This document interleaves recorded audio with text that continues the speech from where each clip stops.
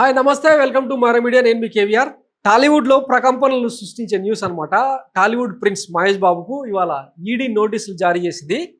Sai Surya developers and Surana అనే రెండు సంస్థలకు ఆయన గతంలో పబ్లిసిటీ చేసిండు. ఆ రియల్ ఎస్టేట్ కంపెనీకి ఏమంటారు ఎండార్స్ చేసిన ప్రయత్నం చేసిండు. ఈ నేపథ్యంలో ఆ సురానా గ్రూప్ అండ్ ఈ సాయి సూర్య డెవలపర్స్ ఈ రెండు సంస్థల మీద ఈడీ పెద్ద ఎత్తున అభియోగాలు మోపి వాటి మీద ఎంక్వైరీ చేస్తూ ఉంది.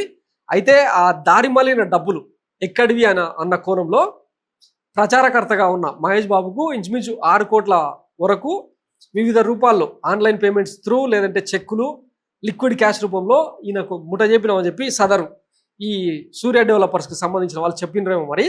సో ఈ నేపథ్యంలో ఆయనను ఈ నెల 27న ఎంక్వైరీకి రమ్మని చెప్పి ఆయనకు ఈడీ నోటీసులు జారీ చేసిందనమాట.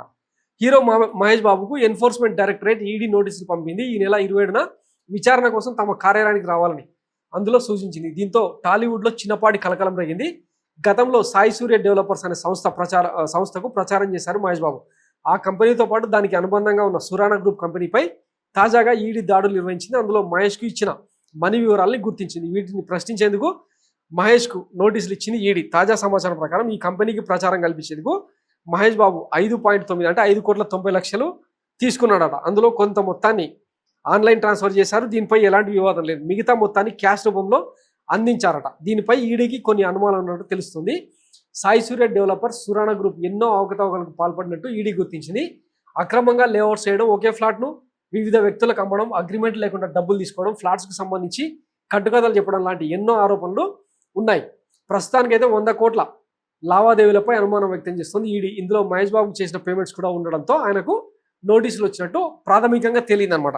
అయితే వరుసగా సినీ పరిశ్రమ మీద జరుగుతున్న ఈ వివాదాలు, గతంలో పుష్ప వివాదానికి సంబంధించి ఆర్టీసీ క్రాస్ రోడ్లో సంధ్య థియేటర్ రేవతి మృతి ఘటనతో, తొక్కిసలాట ఘటనతో ఎవరు అల్లు అర్జున్ టాప్ హీరో ఆయన అరెస్ట్ అవ్వడం, కొంతసేపు కొన్ని గంటల పాటు జైల్లో ఉండడం, ఇప్పుడు ఈడీకి మహేష్ బాబుకు ఈడీ నోటీసులు ఇవ్వడం, దీని వెనుక సదరు పార్టీ అంటే తెలంగాణలో రేవంత్ రెడ్డి సర్కారు ఏమైనా ఉందా అన్న కోణంలో ఫ్యాన్స్ వార్ తెలుసు కదా. ఇక సినిమా అంటేనే, రాజకీయాలు అంటేనే సినిమా.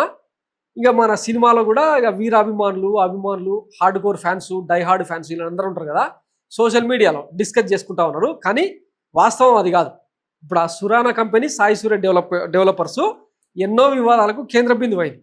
ఆ అక్రమ లావాదేవీలకు సంబంధించి ఈయనకు ముఠ చెప్పిన డబ్బులు ఎక్కడివి, ఎట్లా వచ్చినాయి అని చెప్పి మహేష్ బాబు మీద ఎంక్వైరీ చేస్తూ ఉన్నారు. ప్రస్తుతం తన కూతురు సితారాతో కలిసి రకరకాల యాడ్లు అవన్నీ తీస్తూ ఉన్నారు. మరి ఇక డబ్బులు సరిపోతలేవా ఏందో తెలియట్లేదు. కానీ ఆయన అంటే మంచి మనసు. చాలామంది హృద్యోగ పిల్లలు ఉంటారు కదా, చిన్నారులకు, వాళ్ళకు అంటే బ్యాక్డోర్లో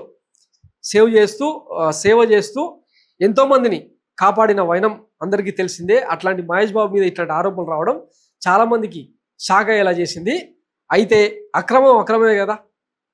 ఇప్పుడు ఈరోజు చాలా రియల్ ఎస్టేట్ కంపెనీలు ఎట్లాంటి మోసాలకు తెగబడతా ఉన్నాయో గత కొన్నాళ్ళుగా, ముఖ్యంగా ఈ సెలబ్రిటీలు ఎవరైతే ఉన్నారో వాళ్ళని నమ్మే మేము తీసుకుంటున్నాం అని చెప్పి బాధితులు రావడం, మొన్న బెట్టింగ్ యాప్స్లో ఇంచుమించు 20-25 మంది సెలబ్రిటీలు బుక్ అవ్వడం, ఇవన్నీ చూస్తున్న నేపథ్యంలో ఇట్లాంటి అంటే మరి వేటికి స్పాన్సర్ చేయాలి, వేటిని మనం ప్రమోట్ చేయాలి అన్నది కూడా ఈ సెలబ్రిటీలు 1-2 సార్లు క్రాస్ చెక్ చేసుకుంటే బాగుంటుంది అన్నది అందరూ చెప్పే సలహా.